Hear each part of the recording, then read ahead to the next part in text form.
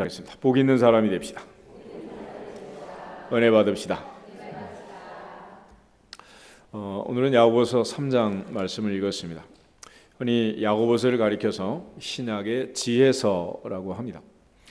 특별히 오늘 야고보는 두 가지 지혜를 얘기하고 있는데, 하나는 위로부터 하나님으로부터 온 지혜가 있고, 하나는 위로부터 내려오는 것이 아닌 땅 위의 것, 정욕의 것, 귀신의 것이 있다라고 말했습니다.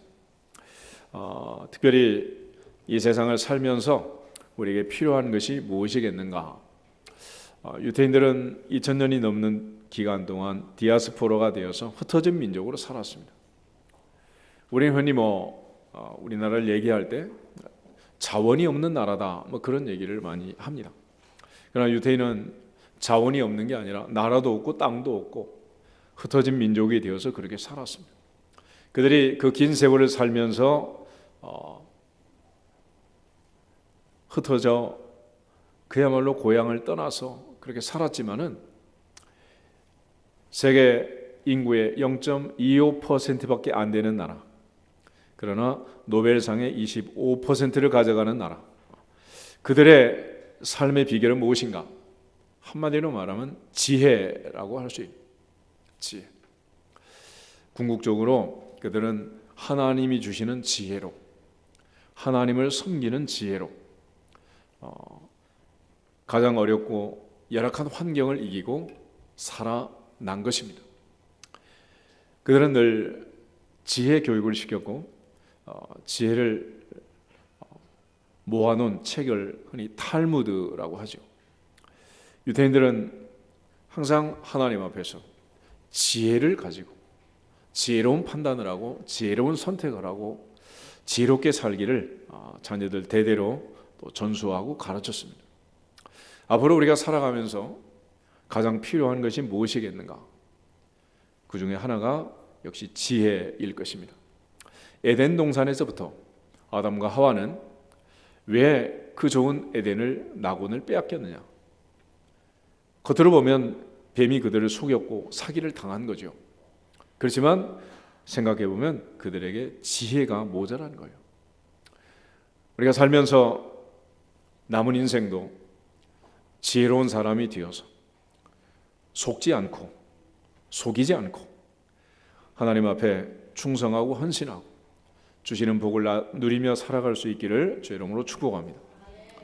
궁극적으로 지혜를 잃어버리면 아무것도 남는 게 없을 것입니다. 요즘 보이스 피싱 하는 사람들 주 대상이 또 이제 노인들이다 그러잖아요. 마지막 살아가면 살아갈수록 우리에게 더 필요한 것이 마지막 날까지 지혜일 것입니다. 그런데 성경이 말하는 지혜, 야고보가 말하는 지혜는 무엇인가?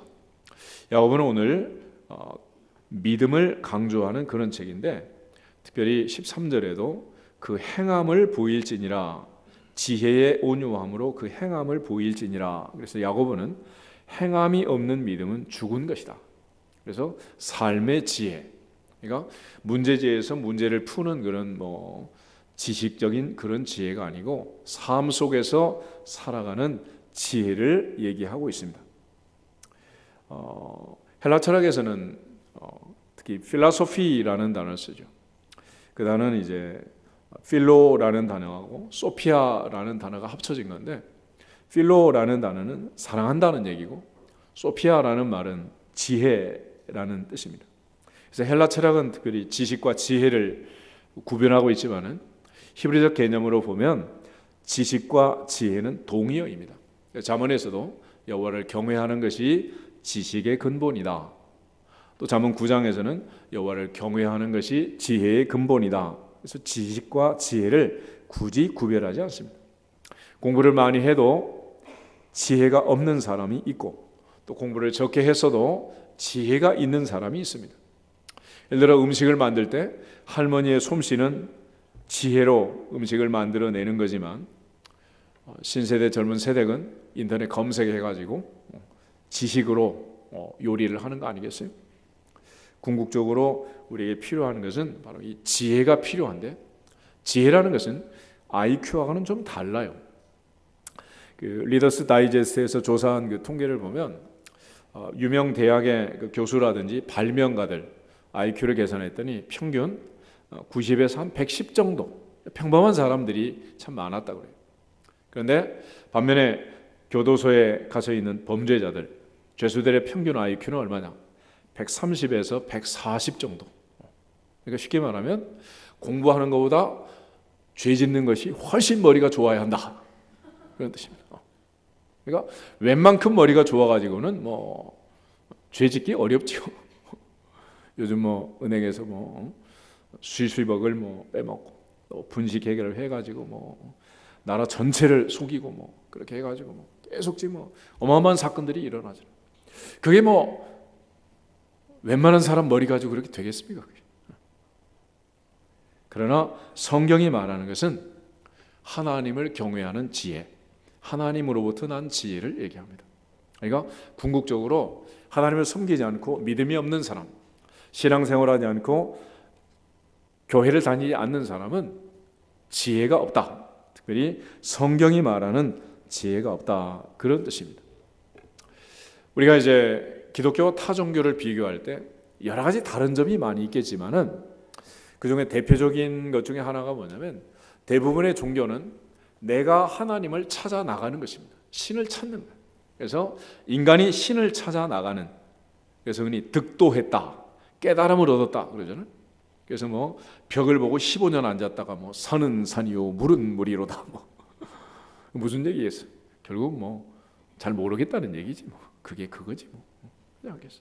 그런데 기독교는 태초에 하나님이 인간을 만드시고 생육하고 번성하여 땅에 충만하라, 사명과 비전과 꿈과 미션을 주시고, 그리고 인간이 범죄하고 타락했을 때 인간을 찾아오는 거예요. 아담아 내가 어디 있느냐, 가인아 내가 어디 있느냐, 모세야 너의 선 곳은 거룩한 땅이니 내 발에서 신을 벗어라. 하나님이 찾아오시는 거 아니겠습니까?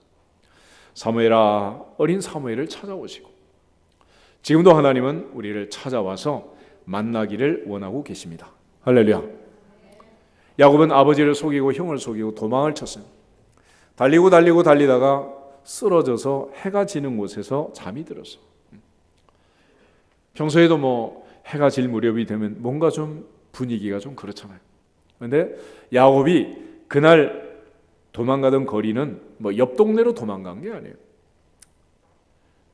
브엘세바, 할아버지 아브라함, 아버지 이삭이 우물 파고 농사 짓던 그곳으로부터 외삼촌 라반의 집, 그야말로 갈대아 우르까지, 이라크 남부 지역까지 약 한 800km가 되는 거리. 800km면 요즘 자동차를 가지고 와도 짧은 거리는 아니죠. 먼 거리를 도망을 친 거예요. 도망가다가 베델에서 그날 밤 꿈을 꾸면서 하나님을 만났습니다. 할렐루야. 만난 거예요. 그리고 그는 깜짝 놀랐습니다. 내가 몰랐구나. 이곳이 바로 하나님의 전이고 하늘의 문이로다. 하나님 이곳에 계시는데 내가 그걸 몰랐구나. 결국 도망쳐서 해결할 수 있는 인생이 아니었다는 거예요. 내가 도망치는 만큼 하나님은 더 빨리 앞서가서 기다리고 계시는 거예요. 그러므로 한국에서 사기치고 미국 가면 벌써 하나님 와서 기다리고 계시고 필리핀 가면 벌써 그곳에서 체포하려고 붙잡고 계시는 거예요. 떠날 수가 있겠습니까?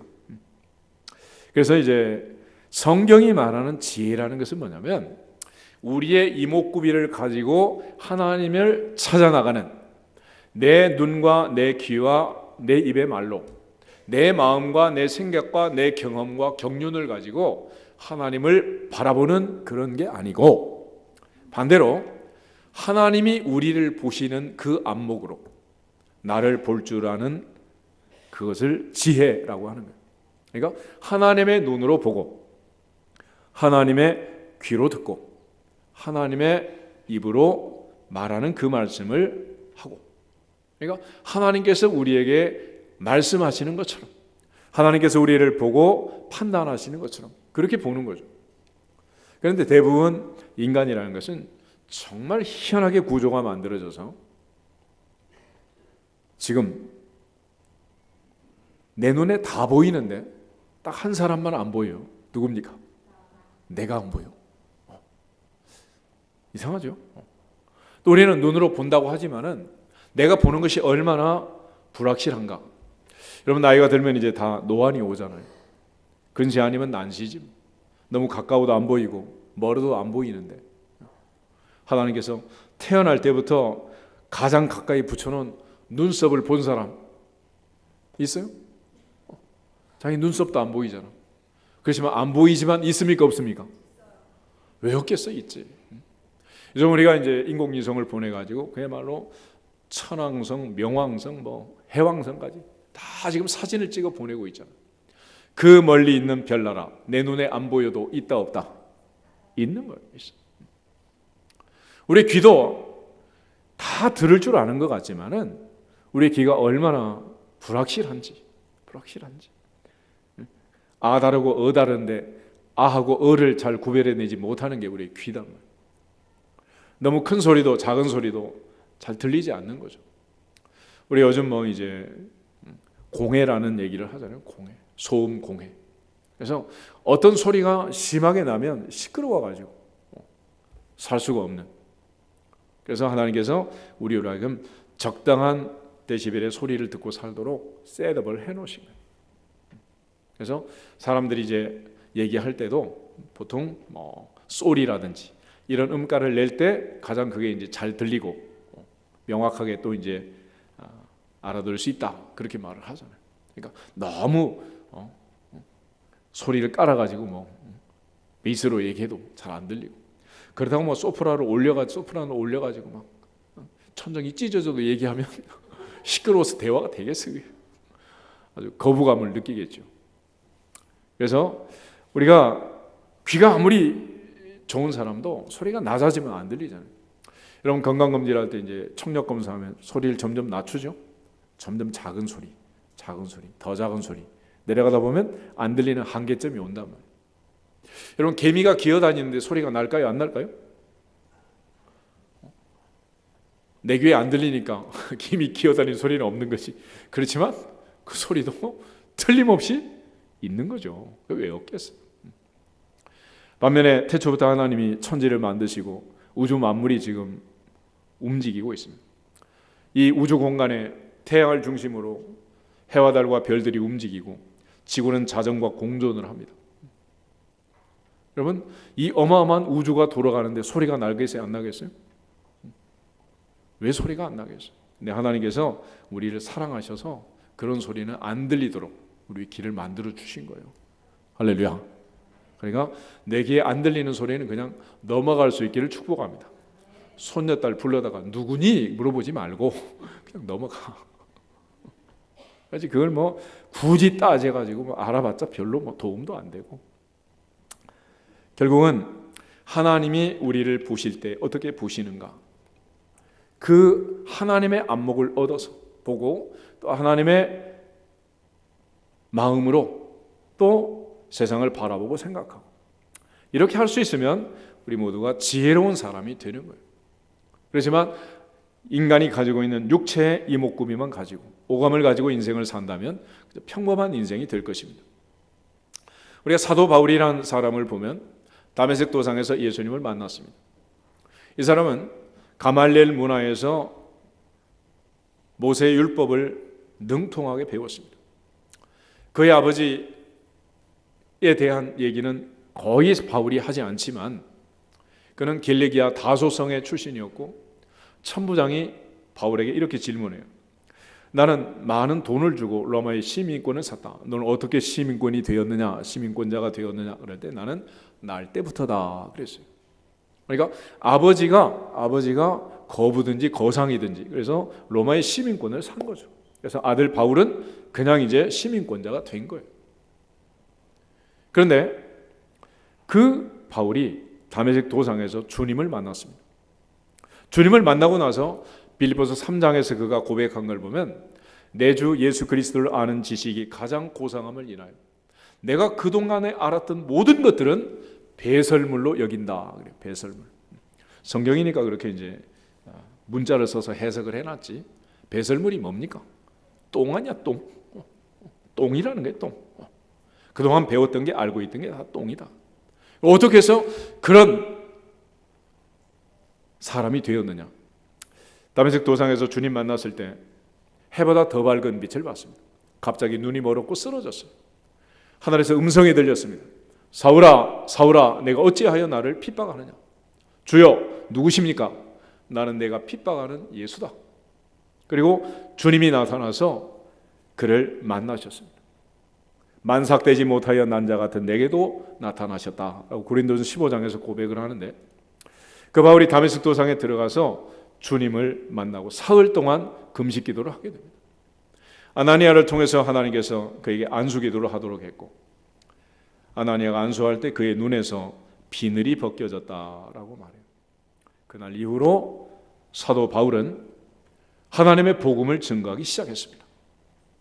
예수를 믿는 사람들을 체포하러 갔던 그가 예수를 믿으라고 선포하기 시작한 거예요. 주 예수께 받은 사명 곧 은혜의 복음을 증거하는 일을 마치려 하면은 내 생명을 조금도 귀한 것으로 여기지 않는다 그랬습니다. 그는 보는 관점이 완전히 달라지고 말았어요. 사무엘상 16장에 보면 하나님께서는 선지자 사무엘에게 새로운 왕을 선발하도록 이새의 집으로 보냈습니다.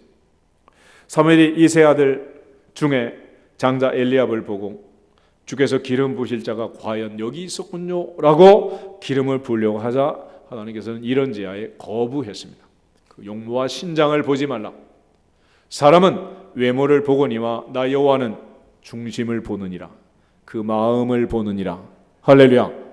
그래서 우리가 눈 뜨고 보는 세상은 아름다운 세상이고 하나님이 우리에게 축복한 세상이지만, 그러나 눈 뜨고 보는 세상만 있는 게 아니라 눈 감고도 봐야 할 세상이 있느니라. 할렐루야. 그걸 볼 줄 알아야 지혜로운 사람이라는, 지혜로운 사람. 내 눈에 보이는 그것만을 보는 것이 아니라 보이지 않는 것을 볼 수 있도록 사울의 눈에 비늘이 벗겨지고 바울이 된 것처럼 주님을 만나고 주님을 따라갈 수 있기를 주 이름으로 축복합니다. 시몬 베드로는 갈릴리 바다에서 주님을 만났습니다. 주여 나를 떠나소서 나는 죄인입니다. 주님 앞에 자기의 모습을 깨달은 그 베드로, 드디어 주님을 영접할 자격을 얻은 것이고, 그날 이후로 그는 도저히 있을 수 없는 결단을 합니다. 특별히 그물을 다 버려두고 평생 어부로서 살았던 그가 어구를 다 던져버리고 주님을 따라가는 시몬이 베드로가 되는 놀라운 역사가 일어나게 되는 거예요. 특별히 민수기 14장 28절에 보면 너희 말이 내 귀에 들린 대로 행하리라, 그런 말이 나옵니다. 하나님께서는 우리의 모든 말들을 듣는다 안 듣는다? 듣는다는 거예요. 그런데 놀랍게 하나님께서는 너희 말이 내 귀에 들린 대로 행하겠다라고 말해요. 사람은 말이라는 걸 하게 되겠는데 우리가 어떤 말을 하느냐에 따라서 결국은 그 말을 성취하시는, 이루어 가시는 하나님이 계시기 때문에 말을 함부로 하면 안 된다는 거죠. 그래서 말은 씨가 된다. 이스라엘 백성들이 모세를 원망하면서 불평하면서 거인 족속 안악자손을 보고 돌아온 정탐군들의 얘기 앞에서 그들이 원망을 시작합니다. 그러나 하나님께서는 여호사 갈렙 빼고는 모두 다 들어갈 수 없다라고 말했는데 그 기준이 뭐냐? 말을 잘못한 거야. 말을. 그들은 하나님 앞에 부르짖어 간구했으면 좋았겠지만 울부짖어 통곡했습니다. 결국 60만 3,550명 중에 2명 빼고 모든 백성들이 다 죽어갔어요. 그래서 마지막 40년 동안 하루 평균 40건 50건의 장례가 생기게 되는데 죽고 다 죽고 마지막에 안 죽는 사람이 모세였어요. 신명기 34장에 보면 120살의 모세를 느보산으로 등산을 하도록 하고 하나님께서 요단강 건너편 저녁을 보여주시고 쥐도 새도 모르게 모세의 무덤이 어디 있는지도 알 수 없도록 모세를 데려가셨습니다. 오늘 하나님께서 우리에게 주신 은혜 안에서 영의 눈이 열리고 영의 귀가 열려지기를 주 이름으로 축복합니다. 선지자 이사야는 우시야 왕이 죽던 해에 성전을 찾게 됩니다. 그리고 거기서 놀라운 경험을 했어요. 왜 하필 우시야 왕이 죽던 해에 성전을 찾아가서 그런 큰 체험을 할 수 있었겠는가? 우리가 하나님 앞에 은혜 받는 때가 있죠. 은혜 받는 때. 그거는 목사님이 특별히 설교를 잘하는 날이 아니라 내 인생이 험한 날, 뭔가가 내 인생에 반칙을 하고 들어와 가지고 내 인생을 엉망으로 만든 그날, 그게 바로 은혜 받을 수 있는 날이 되는 거예요. 질병이 들어오든지 부도가 났든지 자식이 속을 세게 든지 가정에 불편함이 생겼든지 이런 어려운 일들이 왔을 때 시편 기자의 말처럼 고난 당한 것이 내게 유익이라. 그런 날은 평소에 설교만 하면 졸리던 날도 그날은 안 졸려. 그렇지? 하나님께서는 설교 시간에 자는 사람을 절대로 깨우지 않는 것 같더라고. 근데 깨우는 방법이 있어. 고난을 통해 가지고 은혜를 주시는 거예요. 그리고 그런 날 말씀을 들으면 한마디도 빼지 않고 다 누구 들으라는 소리? 내게 주시는 말씀으로 받는 거예요. 그러니까 설교 시간에 은혜 받는 사람도 감사한 일이고 잠을 자면서 목사님 말씀이 안 들리는 것도 감사한 일이고 이래저래 다 감사한 일이지 뭐. 그런데 중요한 것은 하나님께서 우리에게 말씀하시던 그 말씀에 보좌 앞에 선지자 이사야가 갔는데 그날 바로 하늘이 열려가지고 하나님의 보좌가 보이기 시작하는 거예요. 그리고 천군 천사가 하나님의 보좌 앞에서 날며 창화하며 찬송을 부릅니다. 거룩하다 거룩하다 거룩하다 만군의 여호와여, 홀리 홀리 홀리, 찬송이 하늘에 울려 퍼지는 거예요. 그 천군 천사의 찬송이 들리는 거예요. 거기다가 갑자기 자기의 모습을 보니 하나님의 보좌 앞에서 내 모습이 얼마나 추하고 더러운지, 화로다 나여 망하게 되었도다. 내가 입술이 부정한 백성 중에 살면서 부정한 말만 하고 다녔고 이렇게 추하고 더럽게 되었구나 하는 깨달음. 그렇게 깨달을 수 있었던 것은 성경의 기록들을 보고 또 이제 이사야의 모든 사역을 점검해 보면 우시야 왕과 이사야는 아주 가까운 친족이었습니다. 그러니까 요즘도 친인척 관리를 많이 하잖아요. 그런데 갑자기 왕이 세상을 떠났어. 그러니 날개가 부러진 거지. 그리고 이제 성전에 와서 하나님 앞에 예배를 드리면서 드디어 절박한 마음으로 사슴이 신의 별 찾기에 갈급함처럼 내 영혼이 주를 찾기에 갈급하나이다. 시편 기자의 고백처럼 갈급한 마음으로 주 앞에 나왔을 때 이목구비가 열려지고 마음으로 깨달아지고 주님 만나는 그런 경험을 하게 된 것입니다. 오늘 하나님의 보좌 앞에서 우리 모두 주님을 만나는 귀한 날이 되기를 주 이름으로 축복합니다. 선지자 이사야는 나중에 그러한 그 하나님의 은혜를 체험하고 나서 놀라운 고백을 해요. 우리 이사야 55장을 한번 찾아보겠습니다. 이사야 55장 6절에서 9절에 있는 말씀. 1036페이지.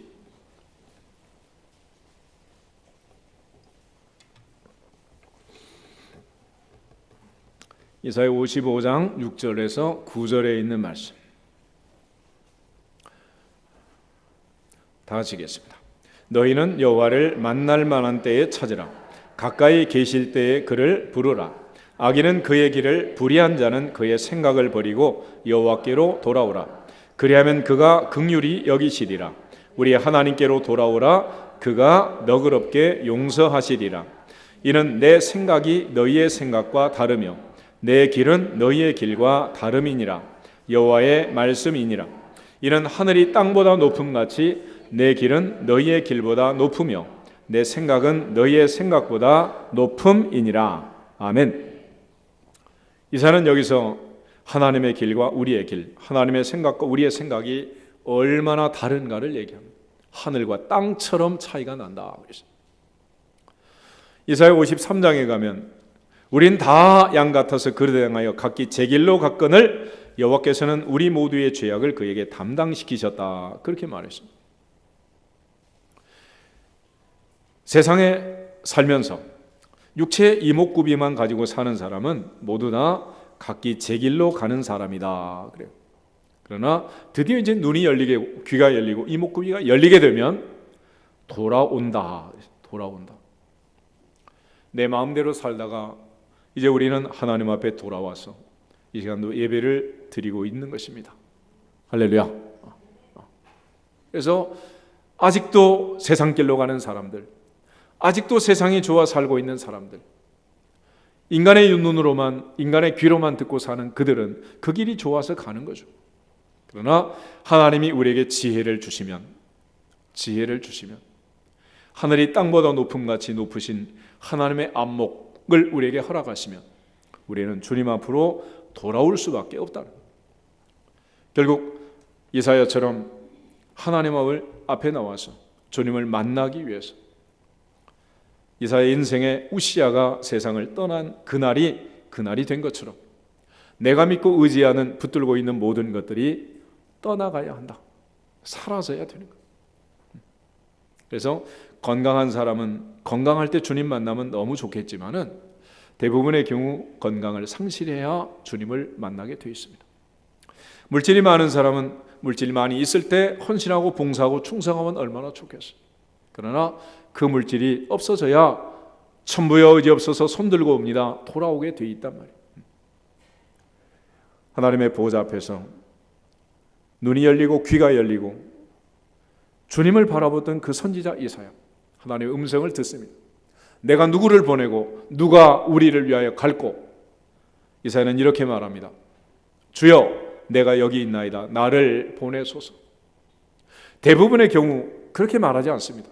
주여, 보낼 만한 사람 보내십시오. 모세도 그랬어요. 에레미야는 나는 아이라 말할 줄을 모릅니다. 나는 싫어요. 그랬습니다. 하나님의 보호자 앞에서 눈이 열리고 귀가 열리고 주의 음성을 듣고 하나님의 보호자를 보고 입술이 정결하게 된 그 이사야, 그의 인생은 그날부터 65년이란 장기 사역을 하면서 방대한 서신을 우리에게 남겨주고 이 예언의 말씀을 선포해 준 거예요. 오늘 하나님의 지혜는 내가 하나님을 찾아가는 지혜가 아니고 내 눈으로 하나님을 보는 게 아니고 주께서 나를 보시는 것처럼 보는 것입니다. 내가 이 세 아들 다윗을 만나니 내 마음에 맞는 사람이라 내 뜻을 다 이루게 하리라 하신 말씀처럼 하나님께서 외모를 보지 않고 중심을 보고 마음을 보고 다윗을 사랑하셨던 것처럼 하나님 앞에 연락되는 주인공들이 되기를 주의 이름으로 축복합니다. 너희 말이 내 귀에 들린 대로 행하리라 말씀하신 주님의 보호자 앞에서 입술의 말도 마음의 묵상도 아버지 앞에 연락되기를 원합니다. 다윗은 늘 그렇게 인생을 살았어요.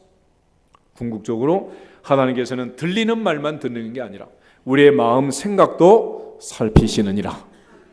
그게 하나님의 법이야, 법. 특히 여자분들은 화장실에 가서 남 흉보면 안 됩니다. 권사님 흉보시면 그 안에 권사님 계신다?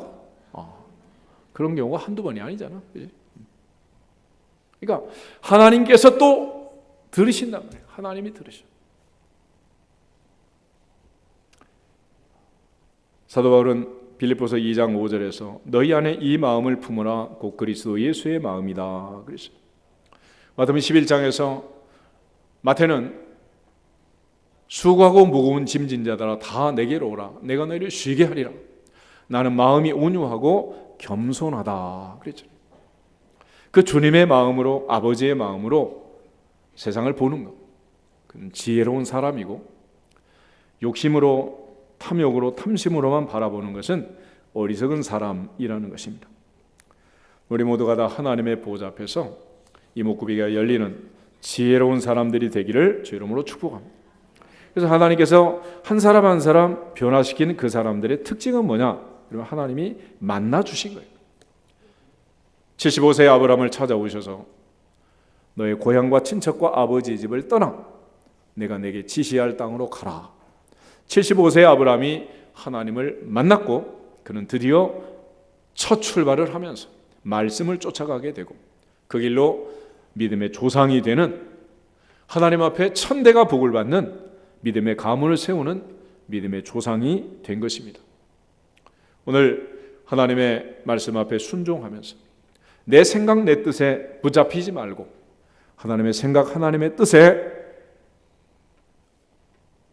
이목구비를 열어서 지혜로운 사람들이 되기를 주 이름으로 축복합니다. 아람의 군대 장관 나만이 선지자 엘리사의 말에 너무 화가 났잖아요. 요단강의 몸을 7번 씻어라 내 살이 어린아이처럼 깨끗해질 거다 그랬습니다. 왜 그랬느냐?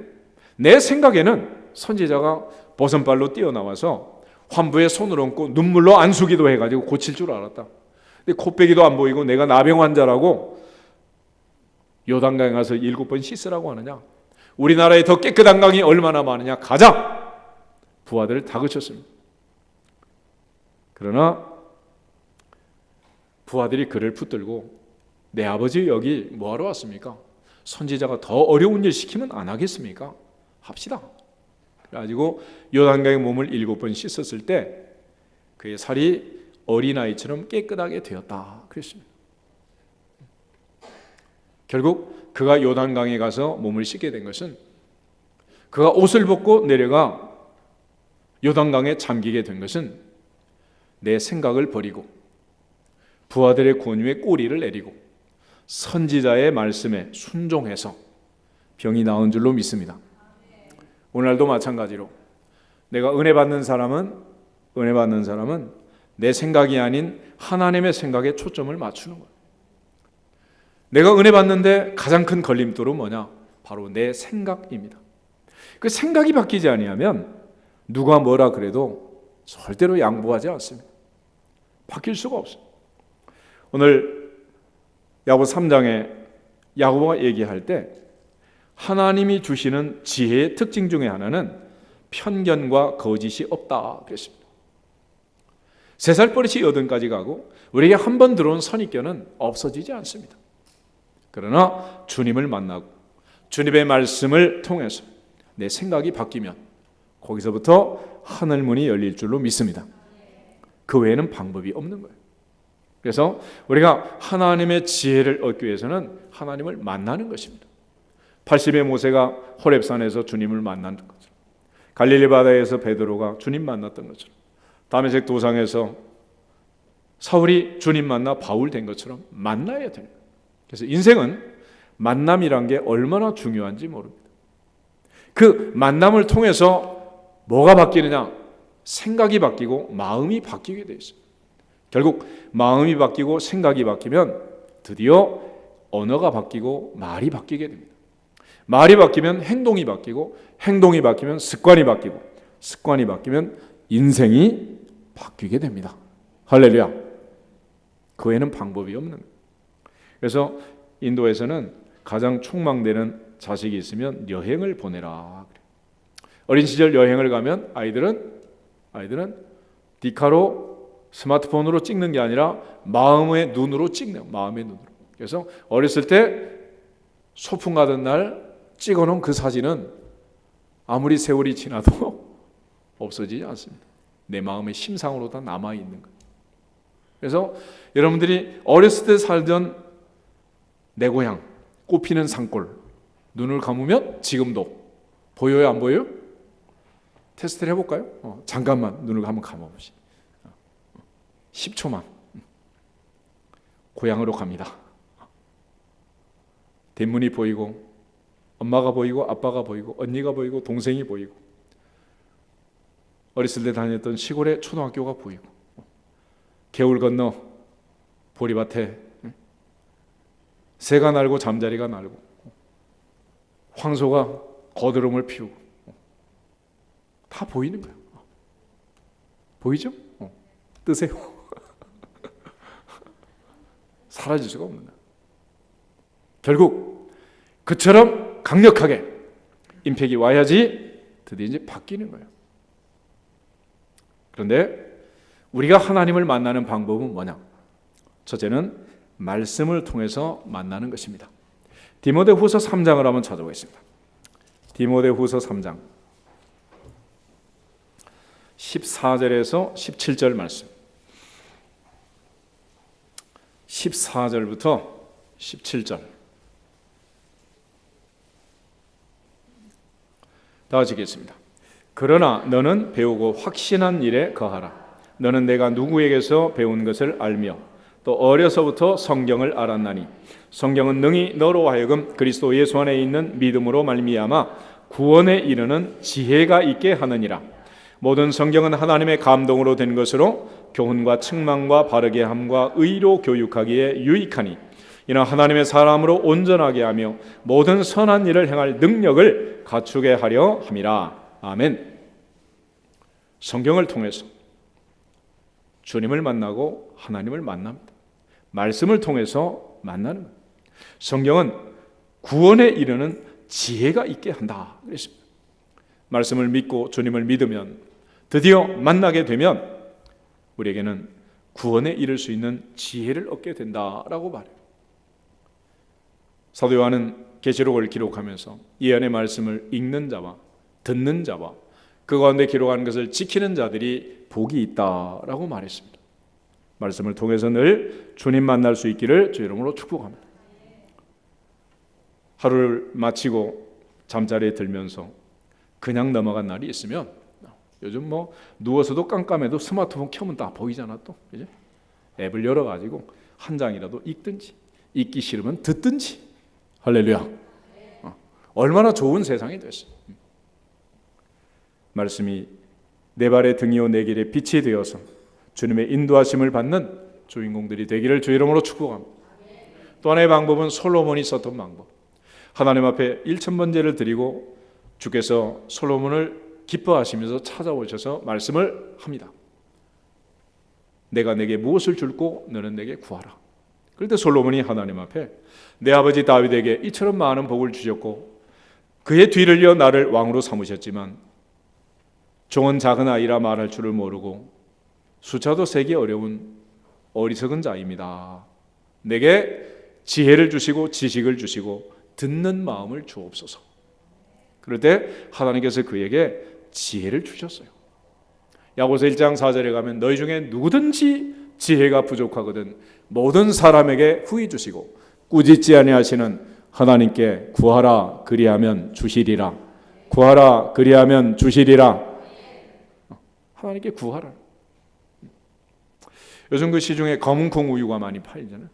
검은콩, 두유, 뭐 검은 깨에다가 뭐 검은 쌀에다가 요즘 뭐 블랙 시대인데 그걸 처음에 이제 개발하신 분 얘기를 들으니까 새벽 기도를 하면서 너무 힘들어가지고 도대체 뭐를 해야 되나. 그런데 하나님께서 갑자기 그런 아이디어를 주셨대요. 그래가지고 그 검은 콩을 가지고 시작을 해가지고 지금은 뭐 웬만한 회사 다 카피 안 하는 회사가 없잖아. 검은 콩 두유 안 만드는 뭐 식품 회사 있나? 뭐 다 만들지. 하나님께 구하면 지혜를 주시리라. 구하라 그러면 지혜를 주시리라. 그래서 하나님께 지혜를 구하는 거예요. 지혜를. 내 생각을 내려놓고 내 고집을 가지고 내 경험을 가지고 내 경륜을 가지고 그러면은 절대로 뚫리지 않습니다. 주님 앞에 다 내려놓고 내 생각과 전혀 다른 명령이 와도 내려놓는 거예요. 75세 아브라함이 고향을 떠났던 것처럼 80의 모세가 애굽왕 바로를 향하여 출애굽을 선포했던 것처럼 하나님 앞에 늦었다고 할 만한 나이는 없는 거예요. 모두가 다 내 생각을 내려놓고 하나님의 생각, 하나님의 뜻이 우리 안에 들어올 수 있도록 마음을 열고 이목구비를 열고 드디어 하나님의 관점으로 세상을 보는 지혜로운 사람들이 되기를 주의 이름으로 축복합니다. 궁극적으로 그 마음을 가지고 그 생각을 가지고 주님을 만나는, 그래서 우리가 끊임없이 시간 예배를 드리는데 우리 예배의 중심이 뭐냐? 물론 봉헌하고 찬송하고 기도하고 다 중요하지만은 더 중요한 것은 말씀 중심의 예배를 드리는 거예요. 그래서 이 말씀을 통해서 이 시간도 주의 음성을 듣고 주님을 만나는 줄 믿습니다. 어떤 시간이든지 하나님께서 그 말씀을 통해서 누군가를 만나주고 계시는 거예요.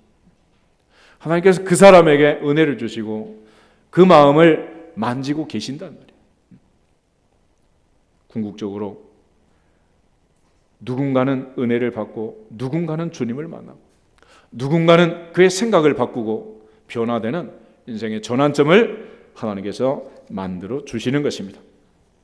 이처럼 솔로몬에게 하나님께서 지혜를 주셔서 잠언과 전도서, 아가서, 지혜서를 쓰게 했던 것처럼 또 하나님께서는 우리를 부르실 때 전적으로 우리의 어떤 달란트나 은사를 계산하지 않고 IQ와 상관없이 외모와 특별히 상관없이 하나님 우리를 부르시는 겁니다.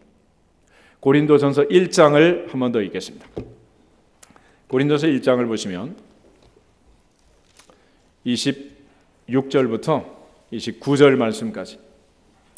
고린도 교회는 아주 똑똑하고 잘난 사람도 많았지만 그러나 반면에 하나님께서 부르신 그 사람들이 어떤 사람인가?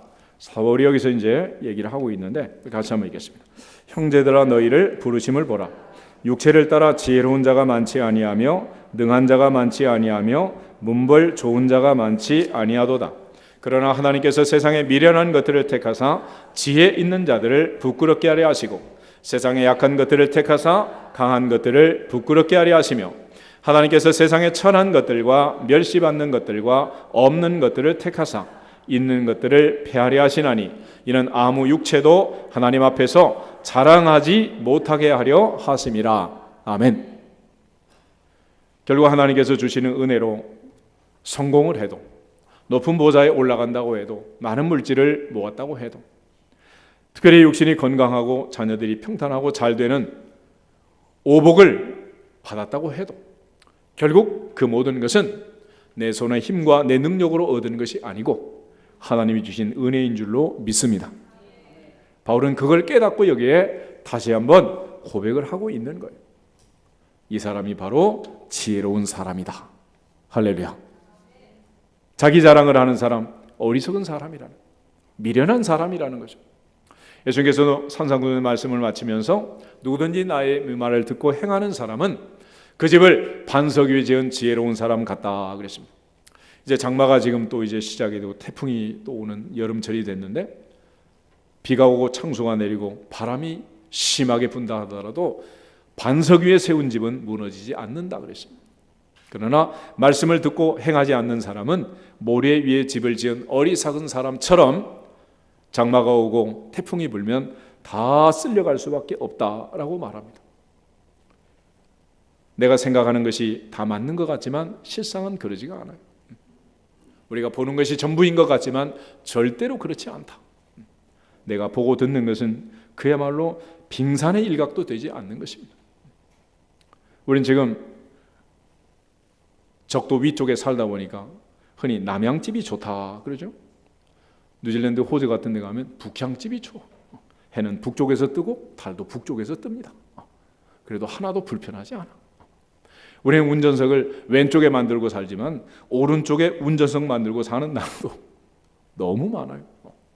특별히 이제 일본을 비롯해서 섬나라라든지 왕이 있는 나라, 이런 나라는 전부 다 또 오른쪽에 있더라고.